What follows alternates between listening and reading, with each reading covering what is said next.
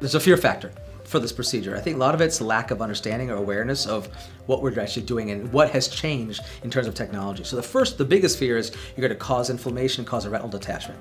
And I think that's the biggest fear because you're firing energy into the vitreous, and so the thought is you're going to cause changes that will cause a retinal detachment or tear.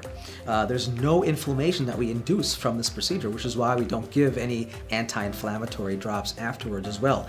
And if you think about it, one of the biggest concerns that people have is historical studies on people who had YAG capsulotomies. We actually presented some data last year at the American Academy of Ophthalmology, and we did a retrospective study where we presented over 1,200 cases, 600 plus patients, some of which had 4-year follow-up, and we found 0 retinal detachments. It does not mean it cannot happen, of course, retinal detachment can happen in general, but we did not see in that study any detachment. There is a slight increased risk of a detachment in some studies.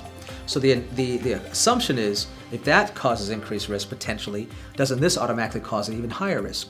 But I always challenge doctors to say it's a different mechanism and a different anatomy.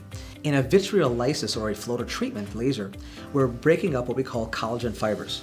It's not the same connection to the vitreous base. It's a collagen fibers attached to each other in a matrix. So you're locally breaking that matrix up, but there's not the same transfer of energy to the periphery. So my pushback to doctors is yes, there's always a risk with any procedure, but we're not seeing that same retinal detachment risk that people are fearful of based upon the studies that we have published and then presented recently as well. The second thing is, aren't you going to cause 1,000 floaters?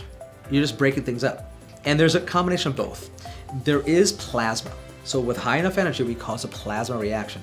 So when we use this laser, there's a small area of plasma, which is 10,000 degrees Fahrenheit in a very small, few microns. What that means is there's a vaporization, but it's occurring in a small area. That's why it takes a number of shots to break these up and vaporize them. So we do a combination of both. We're breaking these clouds up, but then we go for those smaller pieces and try to vaporize those smaller pieces. And so that's the reason why we tell doctors, yes, it is breaking up, you're absolutely right, but there is vaporization as well.